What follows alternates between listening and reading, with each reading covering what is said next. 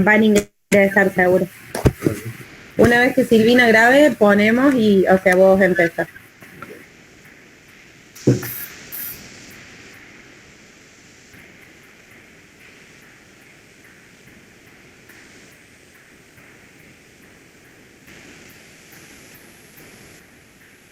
Ya está grabando, Dante, así que ya puedes arrancar. Bueno. Te dejamos terminar el mate. Terminó el mate. Justo.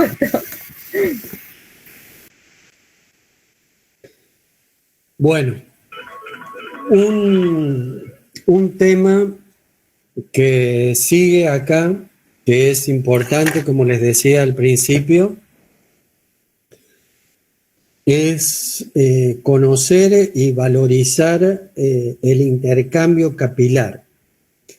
El intercambio capilar que vamos a ver ahora es el intercambio capilar que se da entre la sangre y el intersticio para que después, y la célula, de todos los tejidos corporales. No es lo mismo, o sea, como intercambio es similar, pero hay que diferenciarlo de el intercambio a nivel pulmonar, el intercambio que se lleva a cabo entre los capilares sanguíneos y la sangre que se llama hematosis, para intercambiar gases. La metodología es parecida, los fundamentos son los mismos prácticamente, pero cuando uno los evalúa, se quedan únicamente y le pregunta por intercambio capilar, nos pasa que siempre responden hematosis y se olvidan de que existe este intercambio a nivel de todos los tejidos. Por eso le puse en el objetivo valorar la importancia que tiene este intercambio. Si no existiera este intercambio entre la sangre y la célula, las células no podrían vivir, no podrían llevar a cabo su metabolismo, ¿no? Entonces, es fundamental que este intercambio ocurra. Y este intercambio ocurre en todos los tejidos constantemente, siempre. No deja de suceder. En algunos tejidos podrá, en algunas situaciones fisiológicas o patológicas, podrá disminuir o aumentar ese intercambio. Pero siempre se va a dar. Si el intercambio no se da,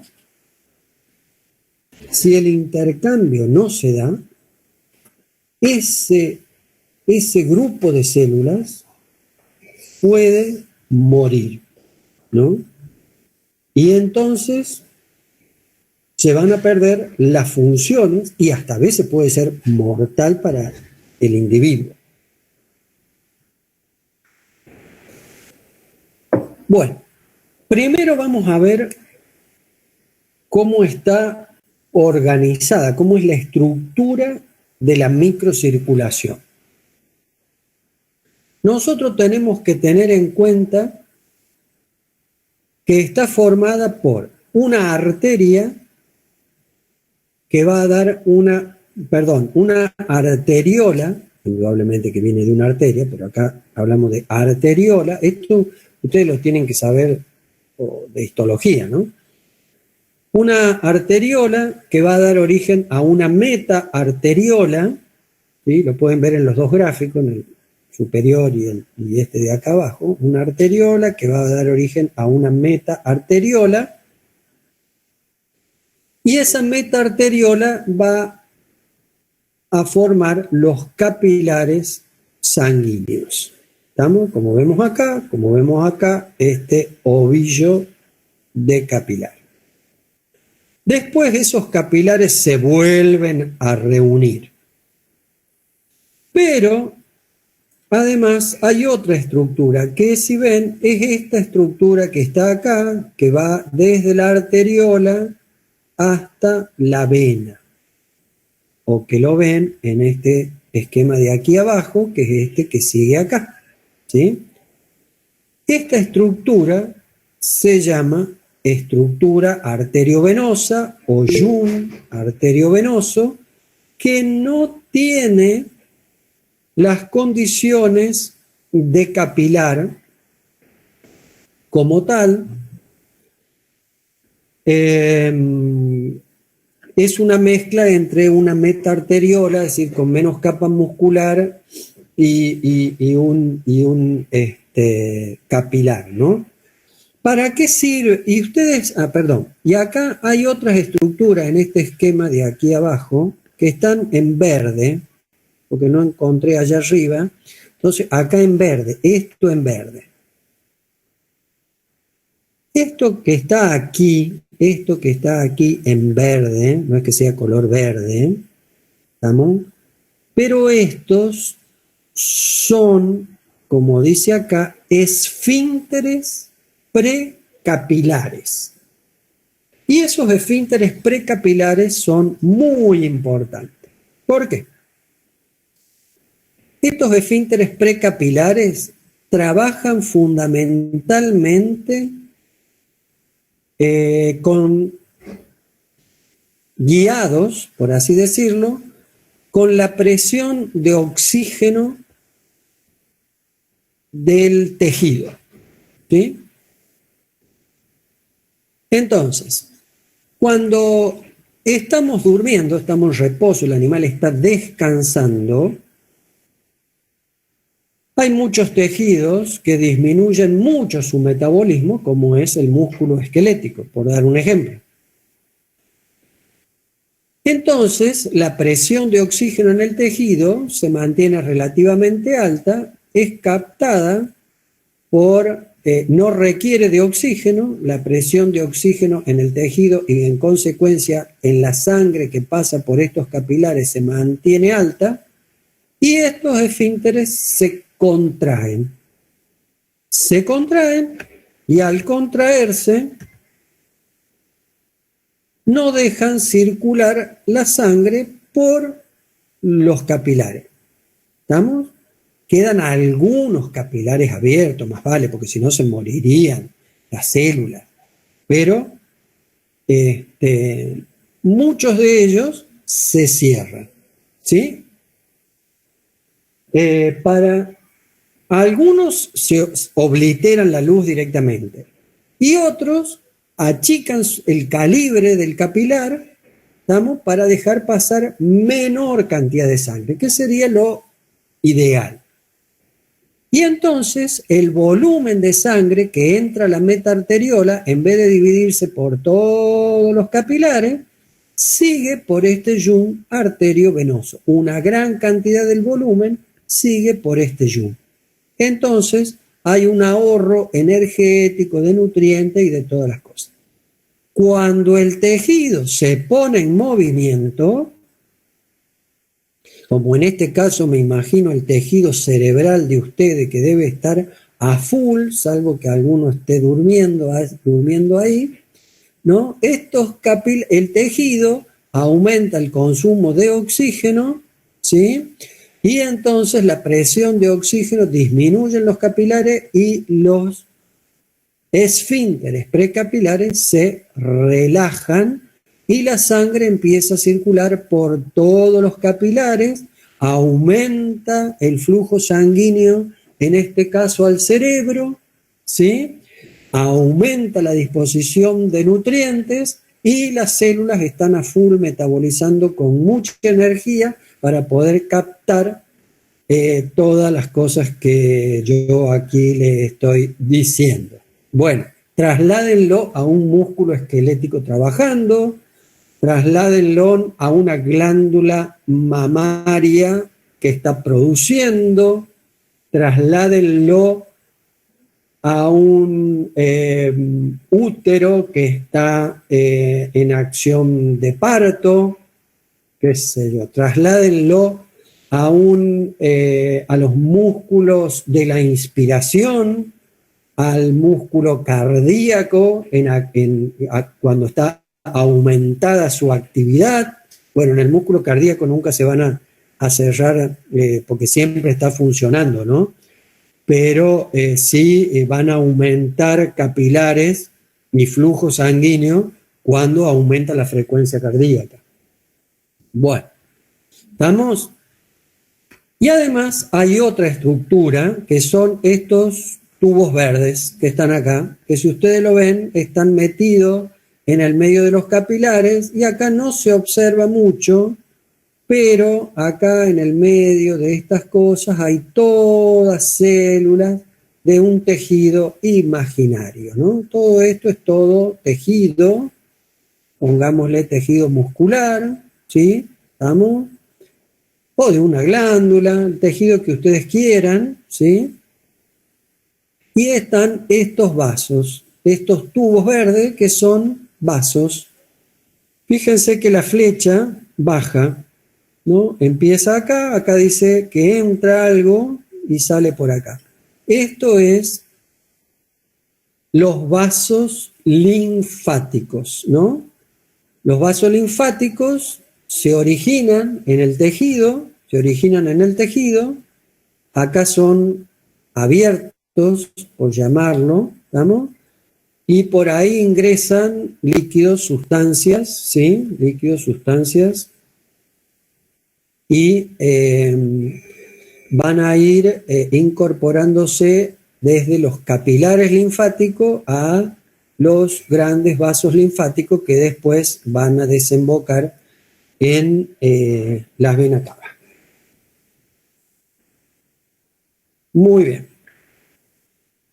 Otra de las cosas que tenemos que tener en cuenta es que el capilar está formado, como les decía Julia los otros días, por una sola capa de células endoteliales y detrás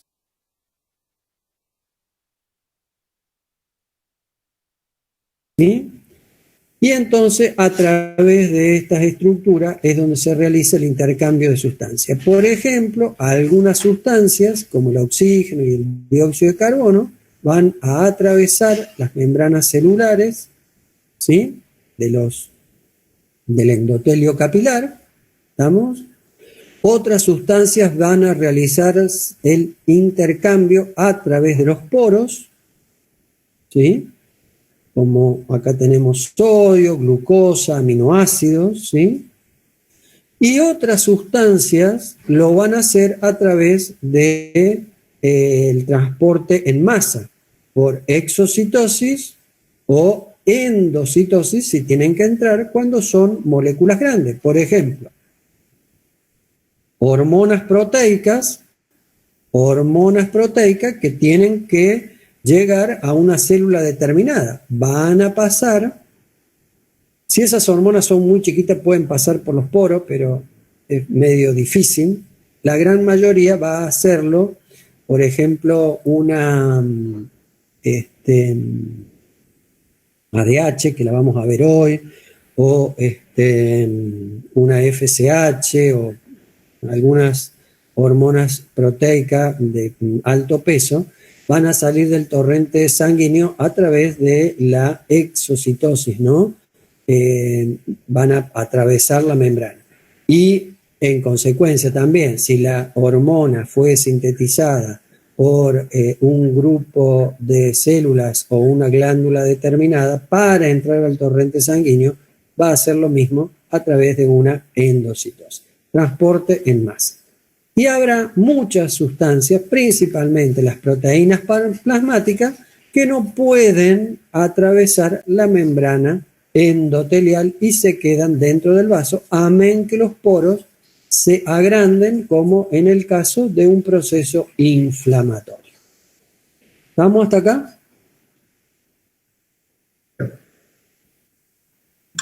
Sí, profe.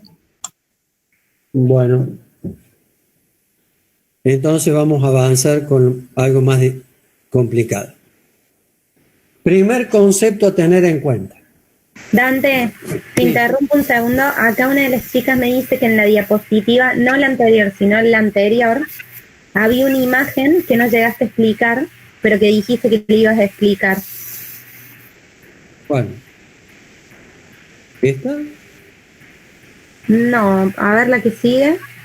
¿Esta? Acá calculo, porque dice que antes de hablar del esfínter arteriolar mencionaste esta estructura y que ibas a explicar su función. Pero es lo mismo, o sea, son dos fotos de la unión, digamos. Sí. No sé, Macarena, ¿querés habilitar el micrófono? En realidad porque no te estamos entendiendo.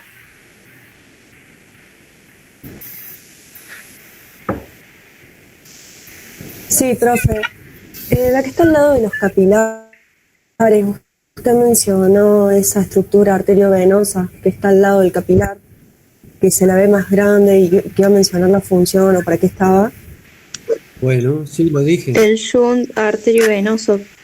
Esa. Sí, el Ahí va. arteriovenoso, el yunque arteriovenoso es para el volumen de sangre que entró en la meta arteriola.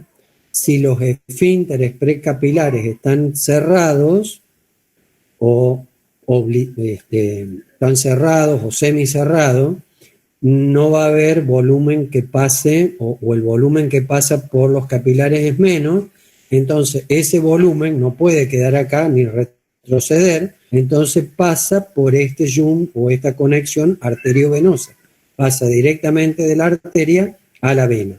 Eso sucede cuando el tejido ha disminuido su metabolismo. ¿Te queda claro? Espérenme un ratito que el gato me está volviendo loco. Sí, profe, gracias.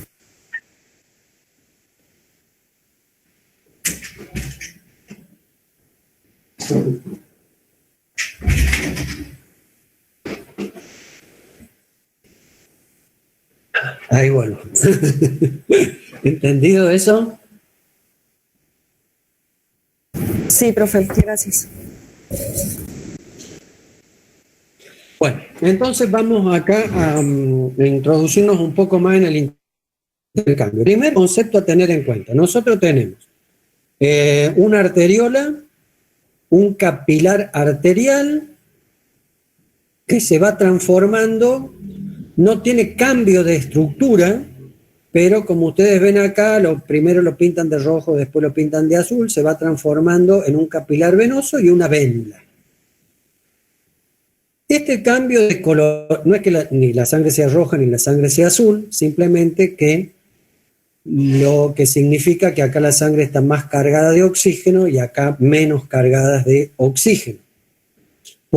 Si nosotros tenemos un grupo de capilares, este puede ser rojo hasta la mitad, el otro puede estar rojo hasta el 3/4 parte y el otro puede ser rojo 1/4 parte nomás. Todo va a depender de la necesidad del tejido. Pero bueno, como esquemas, nosotros tenemos que comprender que en la primera parte del capilar va a haber una filtración, una salida de líquido y solutos mucho más importante que lo que pueda ingresar. ¿Estamos? Y en la segunda parte del capilar se va a producir una reabsorción o absorción, un ingreso de líquidos y sustancias mucho mayor de lo que puede estar saliendo. Entonces, ¿sí? El intercambio capilar se da desde el comienzo al final del capilar. Pero en la primera porción hay más salida de líquido y sustancias y en la segunda un mayor una mayor absorción. Es decir, filtración en la primera parte, ¿sí? Y absorción en la segunda parte. ¿Estamos hasta acá?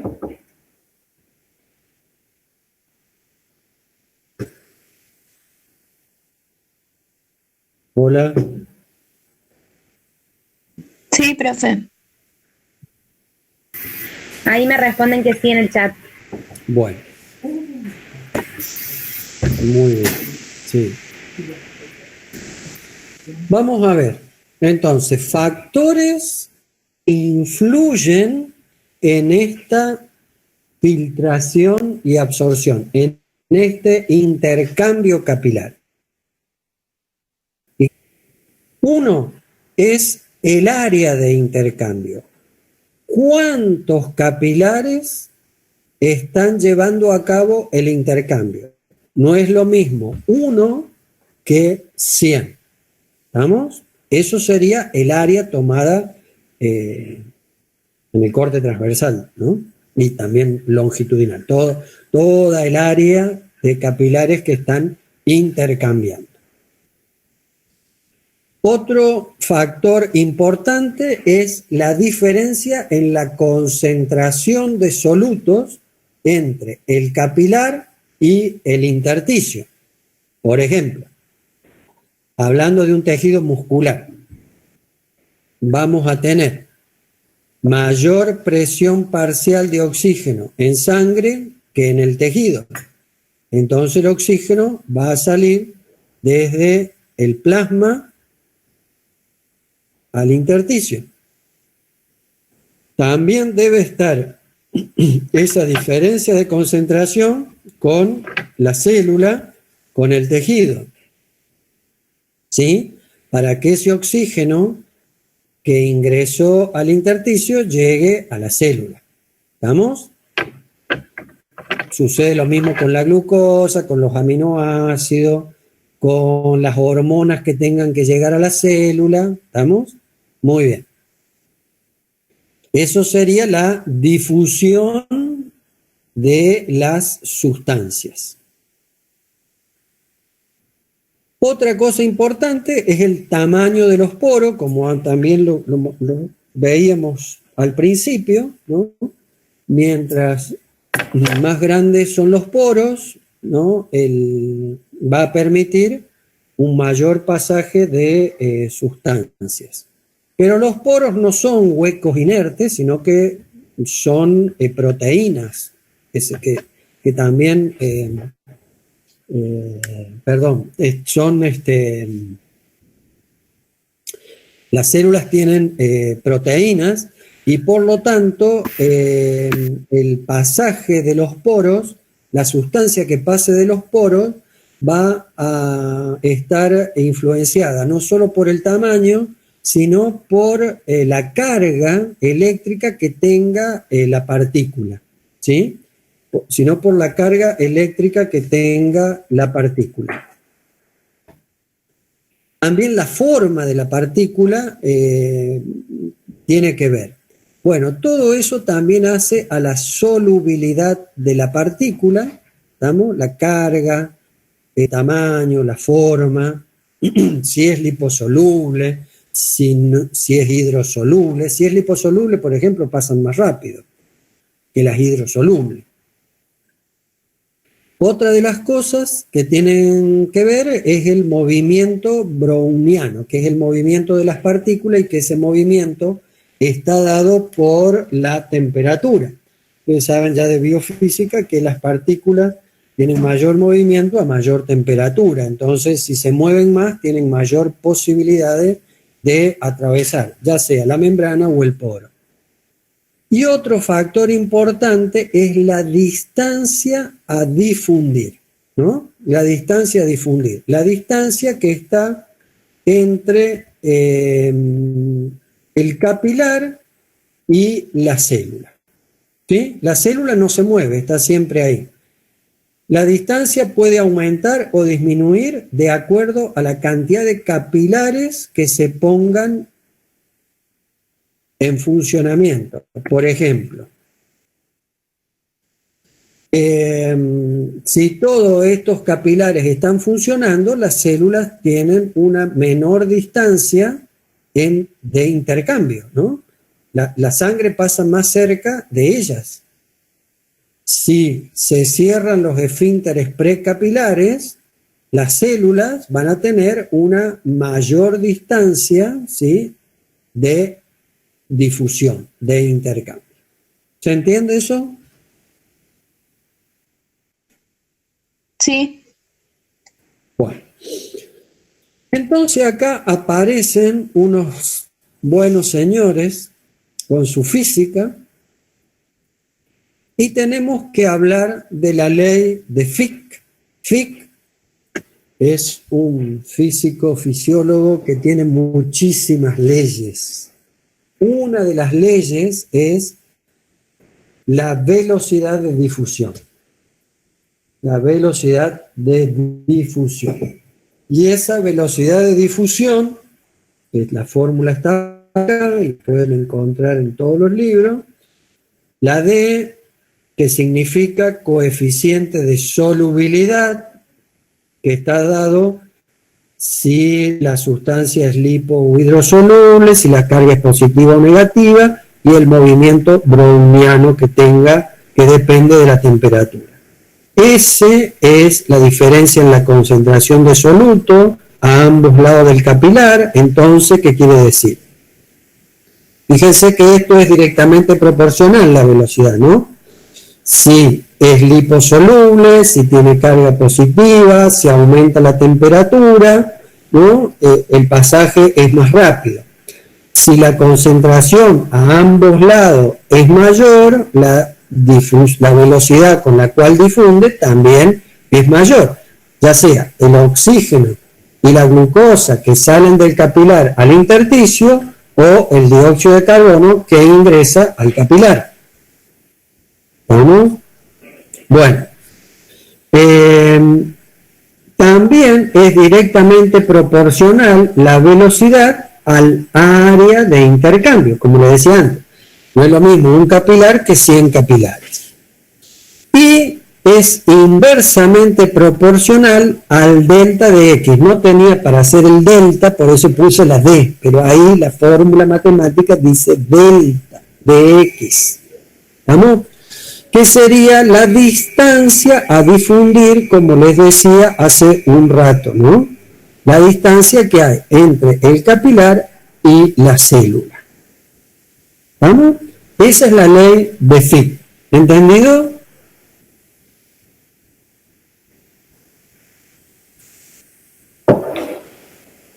Buen día. Sí, profe, una pregunta. Todas estas fórmulas que estamos viendo, ¿en algún momento las vamos a aplicar a algún ejercicio práctico o solo las tomamos así, como teóricas? Tomalas como teórica porque esas te tienen que ayudar al razonamiento de entendimiento. Por eso las pongo. ¿Estamos? Ah, bien.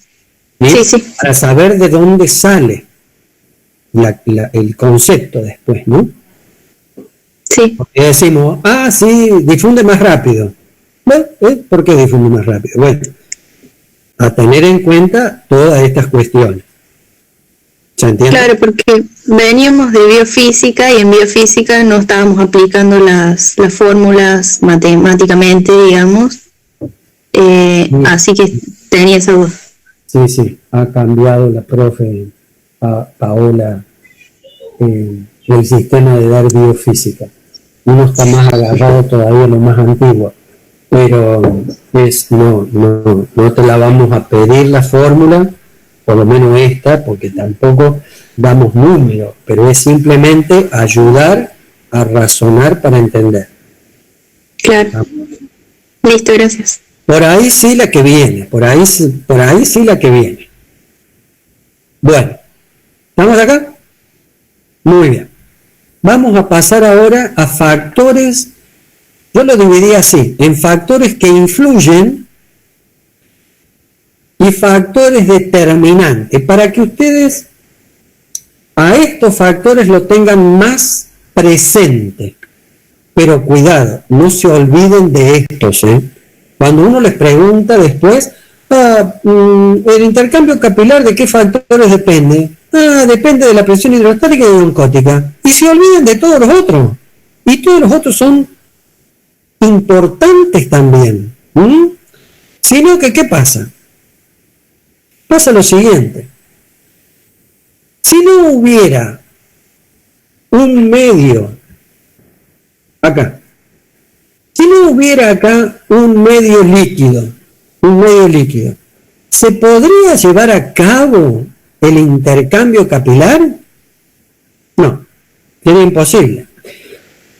Ni gaseoso ni sólido. Si fuera gaseoso estaríamos flotando, y si fuera sólido no pasaría nada a través de eso, o la difusión a través del sólido, bueno, demoraría días, no sería nada eficiente, ¿no? Entonces, el medio es líquido, ya sabemos, hablamos de los compartimentos líquidos corporales. Entonces, los factores determinantes son las presiones hidrostática y la presión oncótica. Fíjense, presión hidrostática capilar. Yo le puse un más. ¿Por qué? La presión hidrostática es la presión del agua en el capilar. ¿Sí? Y esa es positiva para la filtración. ¿Estamos? ¿Qué me está diciendo? Que esa presión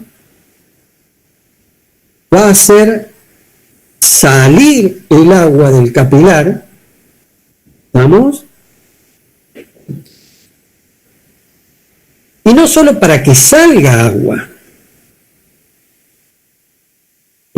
porque en ese agua que sale van a poder circular por el intersticio hasta la célula los nutrientes, ¿sí? ¿Estamos? ¿Lo pueden visualizar eso? Hay que visualizarlo. Sí.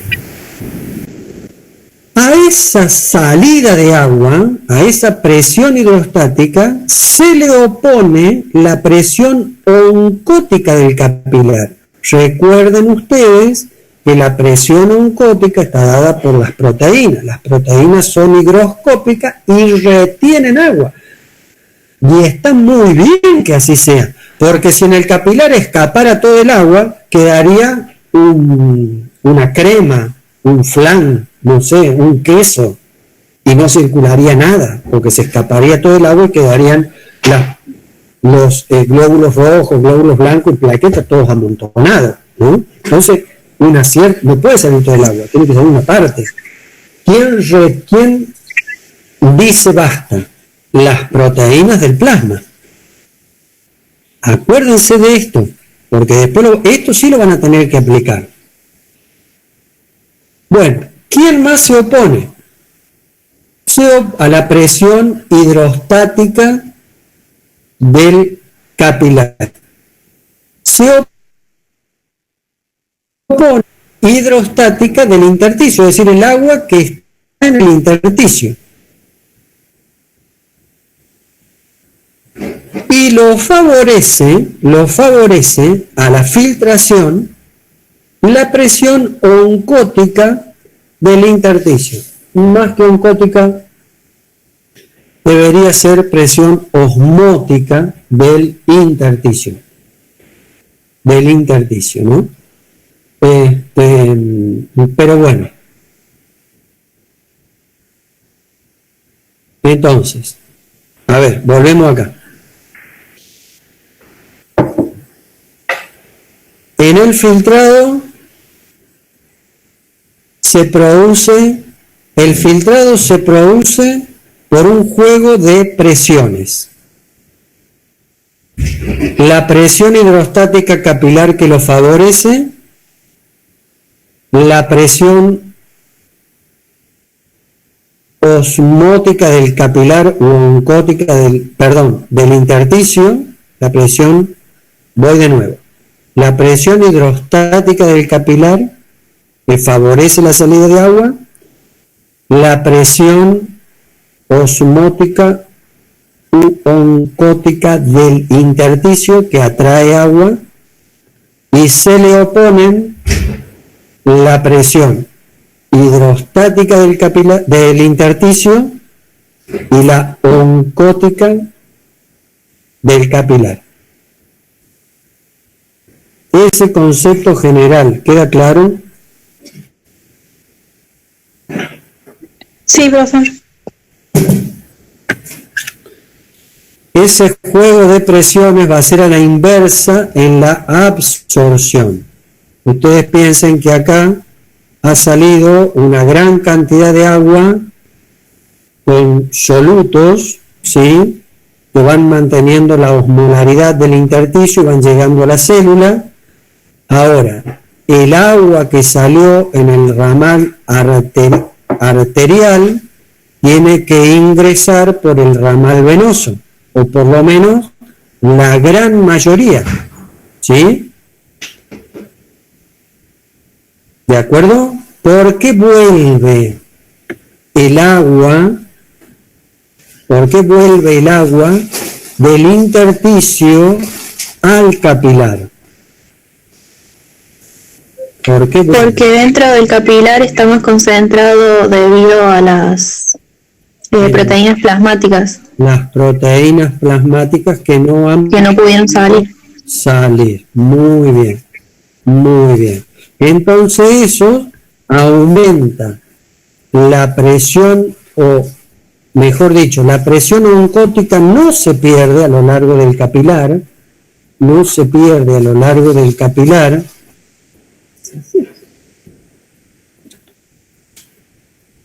no se pierde a lo largo del capilar, y en consecuencia esa presión oncótica atrae el agua del intersticio, y junto con el agua van a ingresar también los solutos, las partículas que tengan mayor concentración en el intersticio que en el capilar. Por ejemplo, vuelvo al dióxido de carbono, que es producido en el interior de la célula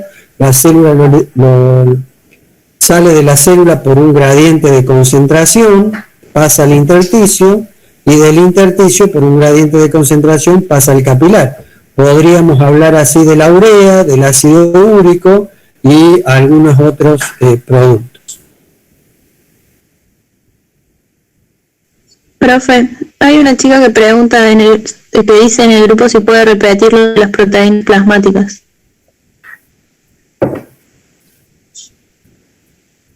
Ya lo vamos a ver después. Pero la proteína plasmática no puede salir del capilar. Entonces la presión oncótica que yo tengo acá a la entrada del capilar arterial va a ser la misma que acá al final del capilar venoso. ¿Estamos? Lo que acá se ha perdido es agua. Entonces, esta presión oncótica que permanece atrae el agua que salió antes, ¿no? Eso es. Después ya lo vamos a profundizar a esto. Bueno, y acá tenemos que ver para esto la ley de Stirling. La ley de Stirling habla de la presión neta de filtrado. Presión neta de filtrado. ¿Sí? Es una ley que ustedes también la deben haber visto. Y acá, en este esquema, vamos a tratar de profundizar un poco más. Este es un capilar. Acá tenemos el flujo de sangre que ingresa al capilar. ¿Sí? Que ingresa al capilar dice que tiene 40 milímetros de mercurio, y que fundamentalmente esa presión está dada por la presión hídrica, ¿no? Por el agua que tiene la sangre, por la presión hídrica. ¿Estamos? Y una presión oncótica de 25 milímetros de mercurio. Ustedes acá ven una flecha de un tamaño X, esta es más chica, esta es más chica, esta es más chica. ¿Qué quiere decir? ¿Qué representa esto? Esto dice la cantidad de agua que va saliendo. Al principio del capilar arterial es mayor la difusión de líquidos disolutos, ¿sí? Vemos que en esta zona del capilar, en esta zona o al final del capilar va a ser prácticamente nulo en esta zona la difusión. ¿Vamos? La salida de líquidos disolutos. ¿Por qué va disminuyendo? Porque al irse perdiendo una forma de decir, ¿no? Perdiendo agua, el capilar, la presión de la sangre, la presión hídrica va disminuyendo, la presión de la sangre también va disminuyendo. Si disminuye la presión sanguínea, la presión hidrostática va a ir disminuyendo por pérdida de agua, ¿sí? Y la difusión va a ser menor. ¿Se entiende eso? Una.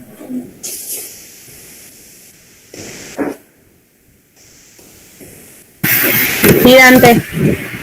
Bueno, ¿los chicos? Ahí los chicos dicen que sí. Bien. Aparte es muy gráfico el esquema, o sea, lo van viendo. Bueno, gracias. Entonces, lo vemos acá, ¿no? Cómo cae la presión sanguínea, principalmente influenciada por la caída de la presión hídrica por la salida de agua del capilar al intersticio. Ahora bien, la presión oncótica en este gráfico dice que permanece constante. Y acá podemos ver, al inicio del capilar tenemos 25 milímetros de mercurio de presión oncótica y al final del capilar tenemos la misma presión. Porque las proteínas no pudieron escapar del capilar. Entonces, esta presión oncótica del capilar atrae el agua que salió anteriormente, ¿sí? La atrae primero poco, después más y después mucho más, ¿sí? ¿Estamos? Acá hay un momento en que más o menos se equiparan lo que sale y lo que entra y después cada vez va ingresando mayor cantidad de agua, es decir, se produce una reabsorción mayor de agua a medida que va circulando la sangre. Y eso es porque se mantiene la presión oncótica o coloide osmótica. ¿Entendido?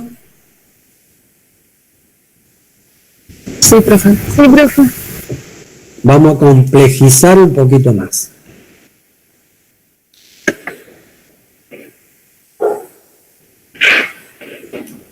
Bueno, esto es, pero más o menos ya lo dijimos todo.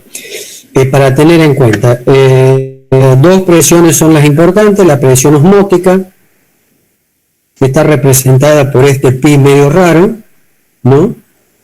¿Sí? La presión osmótica del plasma, que participa en el intercambio capilar, es debida a la de las proteínas, principalmente las albúminas. ¿Por qué las albúminas? Porque son proteínas pequeñas. Ustedes saben que la presión oncótica es la presión osmótica, que está dada por el número de partículas y no por el tamaño de la partícula. Las alumnas son las más chicas. Bueno, y después tenemos la otra presión, que es la presión hidrostática, como acá la pone, pero acá hay un error. Esto tiene un error. Fundamentalmente lo puse por eso. Acá yo leo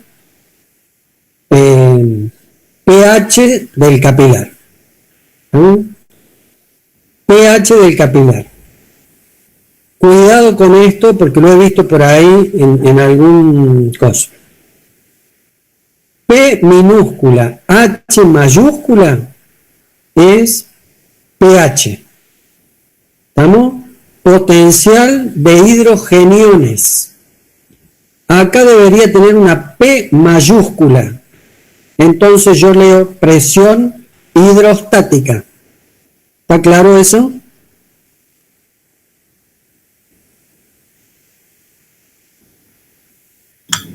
Sí, profe.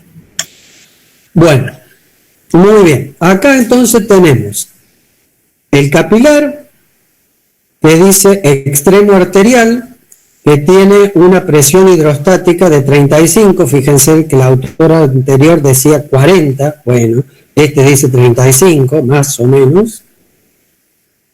¿Sí? La presión oncótica del capilar, este autor habla de 28 en vez de 25. Pero bueno, no dice 50, es decir, son números que maneja cada autor. Y habla que en el extremo venoso el capilar sigue teniendo una presión oncótica de 28, esto es importante, y habla de que la presión hidrostática en el capilar es de 16. Fíjense que ha perdido bastante, ¿no? De 35 a 15, 20 puntos más o menos de presión. Y también nos da presiones en el intersticio. Y dice que la presión hidrostática del intersticio es de 0. En realidad no es de 0, sino que es de 0 con respecto a la atmosférica. ¿Estamos? Hay presión, no es que no haya presión, hay presión. Pero bueno, es de 0 con respecto a la del intersticio. Por lo tanto, acá la diferencia entre la presión hidrostática del capilar y la del intersticio es de 35. ¿No? ¿Estamos? Porque 35 menos 0, 35. Hay algunos autores, van a ver ustedes, que le ponen 1, otros le ponen menos 1, otros le ponen menos 7 porque hablan de una subpresión atmosférica. Bueno, hay varias formas. En el Cunningham, por ejemplo, le ponen 1. Claro, sí. Y la presión oncótica del intersticio, acá hablan de una presión de 3. Esto se debe a proteínas que pueden estar intercambiándose, ¿sí? ¿Qué sé yo? Aminoácidos, también podrían ser parte de la presión osmótica, glucosas, solutos que se están intercambiando. Lo importante es tener en cuenta, digamos, esta diferencia, ¿no? 28 a 3. La flecha que indica hacia el capilar es muy importante, ¿no? Y es decir que las proteínas plasmáticas hacen una atracción muy fuerte. Pero si nosotros miramos el tamaño de esta flecha con el tamaño de esta otra flecha, la flecha de la presión hídrica le sigue ganando.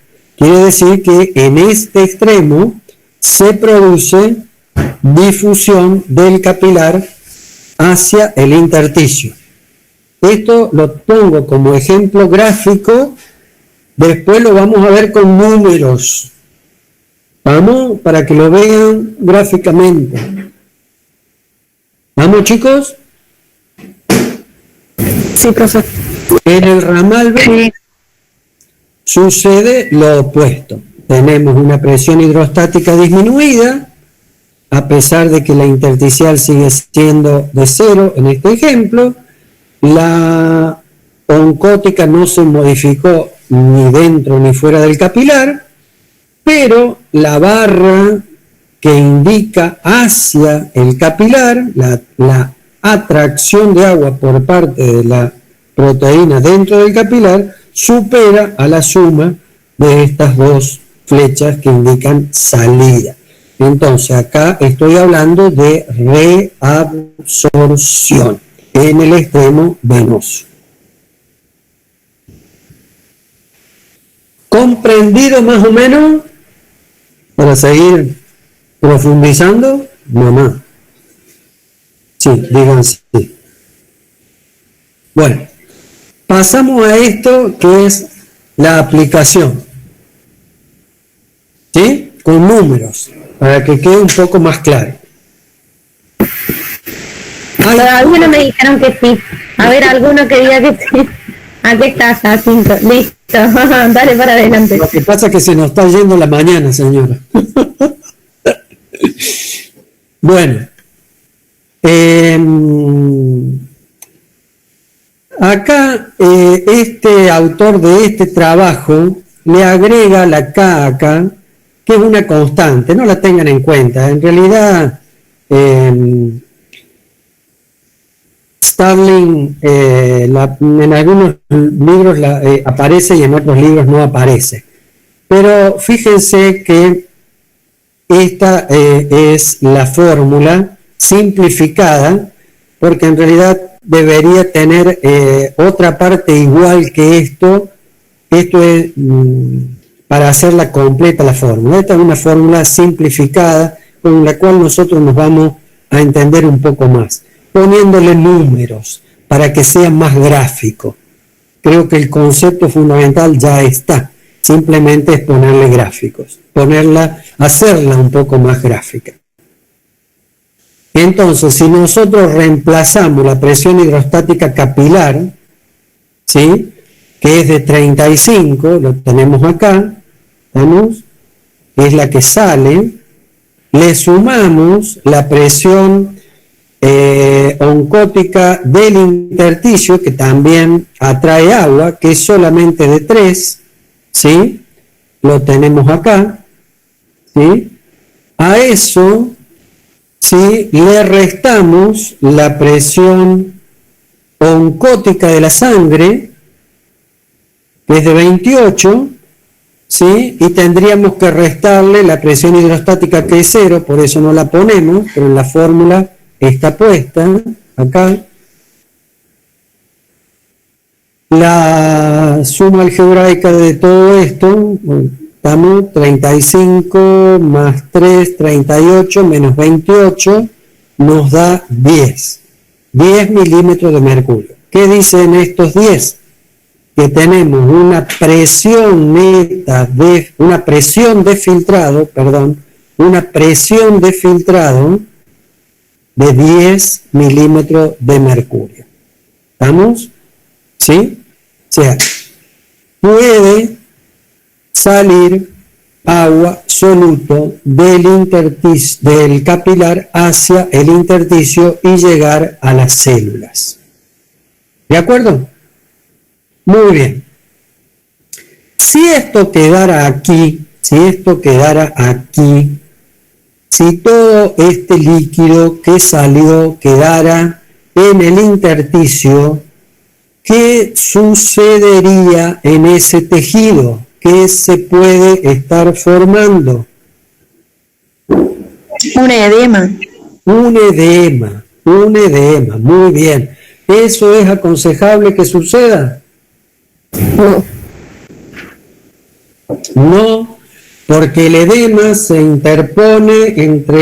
líquido que se interpone entre las células y complica la difusión. ¿Estamos? Comprime las células, le altera el metabolismo. Entonces, ese líquido que salió, uno por ahí podría pensar, ¿para qué salió? Le vuelvo a decir, es para que puedan ir a ver, como ejemplo, puedan ir nadando hasta la célula, ¿sí? Lo van a hacer por gradiente de difusión, pero una forma gráfica sería que puedan ir nadando y bastante rápido hacia la célula. ¿Se entiende? Ahora bien, ese líquido que está de más ahí, hay que recuperarlo, porque aparte, ¿qué pasó con el volumen sanguíneo? Tráeme un mate. Disminuyó. Claro, disminuyó, y eso es bueno que disminuya. No. No es bueno que disminuya porque va a alterar toda una serie de parámetros, va a poner más viscosa la sangre, va a dificultar la difusión, en otros, etcétera, etcétera, etcétera, ¿no? Entonces, ¿qué es lo que hay que hacer con ese líquido que está en el intersticio? Hay que devolverlo al capilar. Hay que recuperarlo, por eso se llama reabsorción. Y nuevamente interviene la física con sus fórmulas matemáticas. ¿Por qué se puede reabsorber? Si nosotros reemplazamos en la fórmula, la presión hidrostática del capilar acá es de 16, la presión oncótica del intersticio sigue siendo de 3, eso se lo sumamos porque eso impide el retorno. Si sumamos esto, 16 más 3 son 19, menos 9, que es lo que atrae el agua hacia el intersticio, nos queda una presión negativa de 9 puntos de milímetros de mercurio para que el agua pase del intersticio al capilar. ¿Vamos? Sí, profe. Es una presión negativa porque la atraemos. ¿Sí? Muy bien. Acá falta una parte de la fórmula que siempre está mal y por eso este autor acá tampoco la pone, pero acá nosotros tenemos que llegar a la presión neta de filtrado. Y la presión neta de filtrado dice que es 10 milímetros de mercurio la filtración menos 9 de la reabsorción. Nos queda una presión neta de filtrado de 1, más 1. ¿Qué significa eso? El más 1. ¿Qué significa? ¿O qué me dice? ¿Qué me sugiere?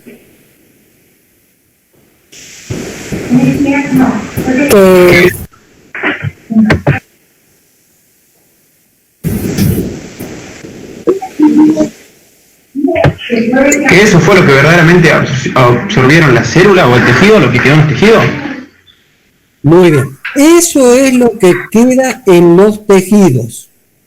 Eso es lo que queda en los tejidos. Fíjense, se filtraron 10, ponemos un número que por favor no lo tengan en cuenta, pero gráfico. 10 mililitros de agua, se filtraron 10 mililitros de agua y se reabsorbieron 9. En el tejido, en el intersticio, quedó 1 milímetro de agua. ¿Está más claro? Sí, profe. ¿Qué ese milímetro de agua queda ahí?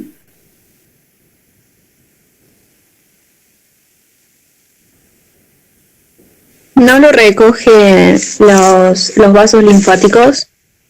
Va para la célula. Muy bien. Lo recogen los vasos linfáticos.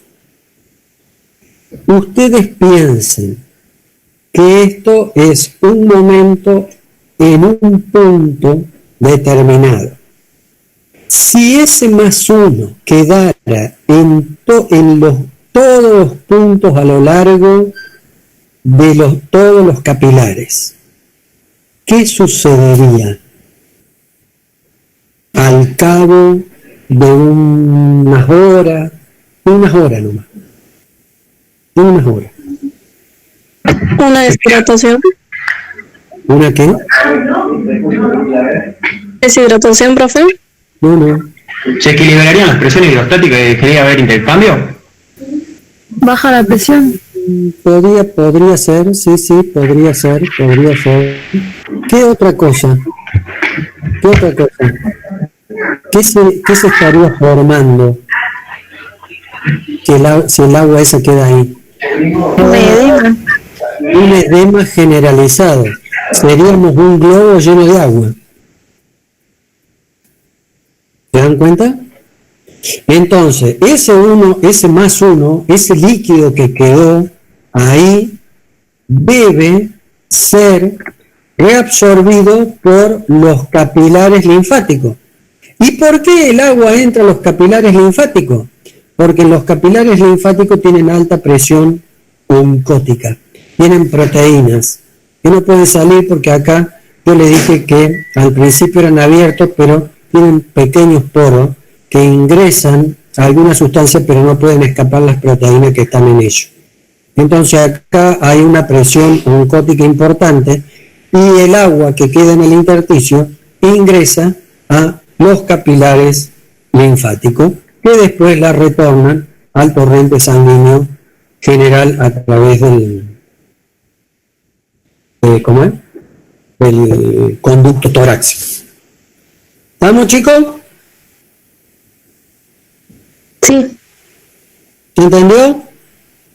Sí, profe. Bueno. Sí, profe. ¿Por qué hago hincapié en este juego? ¿No? Si prestaron atención, ahora vamos a tratar de traspasarlo a un ejemplo. ¿Qué sucede si hay variaciones en la presión hidrostática o en la presión oncótica de la sangre? ¿Vamos? Por ejemplo, si hay una hiper o una hipovolemia o una hipo o una hiperproteinemia, ¿qué pasa con la presión neta? ¿Qué pasaría acá si hubiera un aumento de la presión hídrica? Todo lo otro permanece igual, pero acá hay un aumento de la presión hídrica. Saldría más agua, habría más influjo. Muy bien, habría un aumento en la filtración. Como esto permanece constante, nos quedaría acá un edema, porque no lo va a poder reabsorber. Por ejemplo, ¿no? Para no entrar tantos detalles. ¿Qué pasaría si en vez de 35 tenemos 25 de presión hídrica? No podría salir tanta agua. La filtración sería menor. ¿Vamos? Si la filtración es menor, salen menos solutos y se ve afectado el metabolismo celular. ¿De acuerdo? Por otro lado, si las proteínas permanecen constantes, la reabsorción puede ser mayor y entonces nos es de la célula. Una deshidratación, una hemorragia, podrían ser esos casos. Un aumento de la presión hidrostática podría ser un aumento de la presión arterial o una hiperhidrosis. Le puse mayor cantidad de solución fisiológica de la que le correspondía al animal. ¿Vamos? Bueno, y así ir jugando, ¿no? Para ir pensando y razonando. ¿Qué pasaría en una proteinemia, en una hipoproteinemia? También se produciría un edema porque cuando tiene que ingresar el agua desde el exterior, digamos desde el intersticio, no podría ingresar con la misma fuerza porque no hay tantas proteínas plasmáticas que llamen a esa agua. Claro. Contame primero entonces qué pasaría acá. En vez de 28, ¿cuánto tendrías? No sé, a ver, 26. 26, muy bien. Por lo tanto, si yo hago los cambios acá, ¿vamos? Esto me da más grande. ¿Vamos? Y es lo que voy a decir. Saldría mayor cantidad de líquido, que no lo podría reabsorber acá. Entonces el líquido queda acá. Parte se va a ir si la diferencia es mínima, lo va a tomar el linfático, pero si yo en vez de 28 tengo 15, el linfático no me lo toma todo, porque se satura el linfático. Entonces me va a quedar en el intersticio. ¿Se va entendiendo, chicos?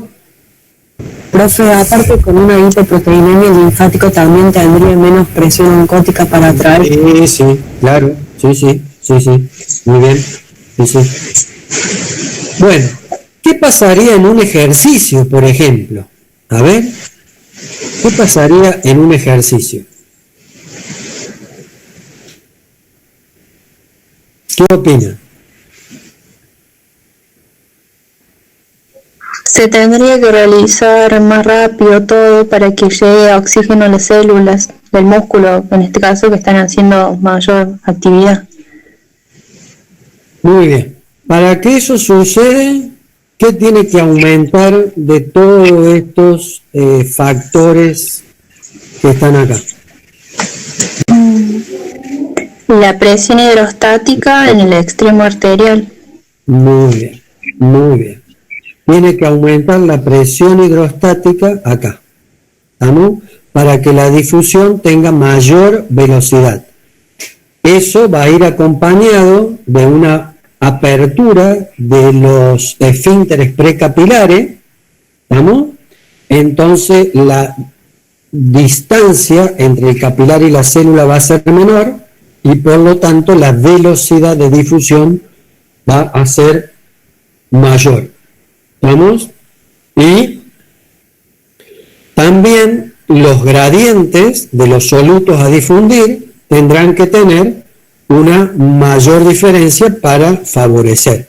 Por ejemplo, en el ejercicio va a ser menor la presión de oxígeno en la célula que en el capilar, por lo tanto se va a ver favorecido, al igual que la concentración de glucosa, porque la adrenalina y otras hormonas van a empezar el catabolismo de los glúcidos a nivel del hígado y va a aumentar la concentración de glucosa en sangre con respecto a la de la célula. ¿Sí? Bueno. Acá queda bien puesto. Bueno, muy bien. Bueno, por ejemplo, en un ejercicio tenemos que tener en cuenta ¿cómo hacemos para aumentar la presión hidrostática del tejido que está trabajando? ¿Cómo hacemos? Sí. Mi señora dice que tomaría agua, pero mientras corre el perro, el caballo o está trabajando en los corrales no puede tomar agua. ¿Con una vasodilatación? Con una vasodilatación. ¿Dónde?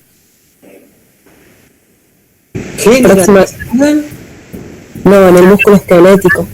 Y ocurre también una vasoconstricción en otros lugares. Bueno.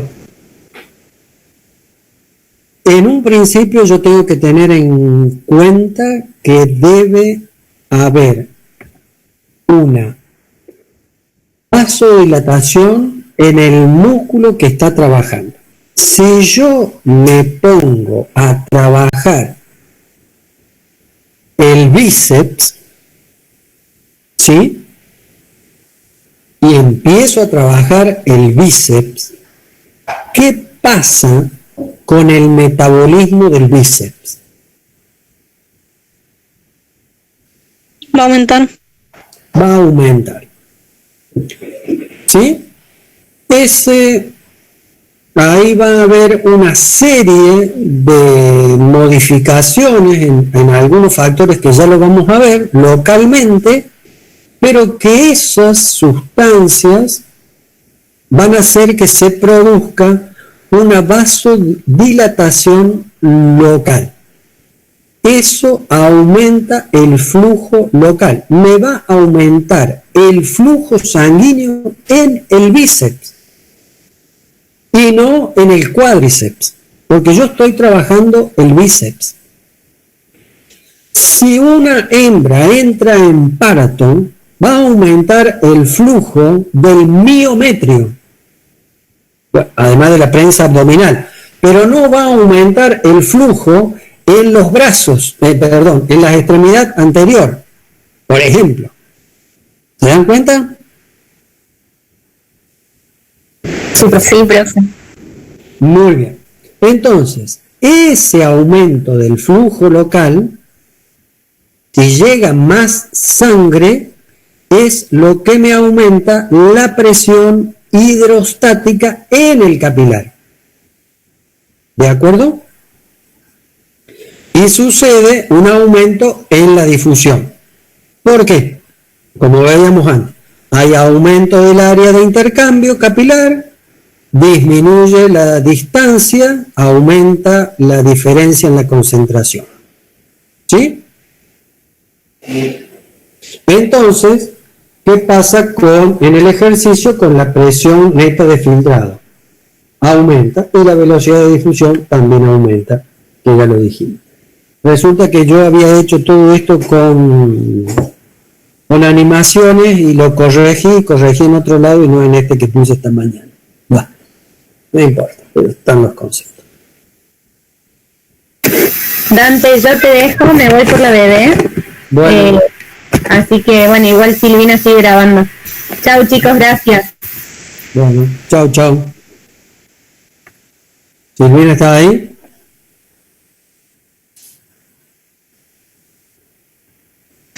Me escribió un mensaje que estaba con el nene, pero yo calculo que... Ahí está. No.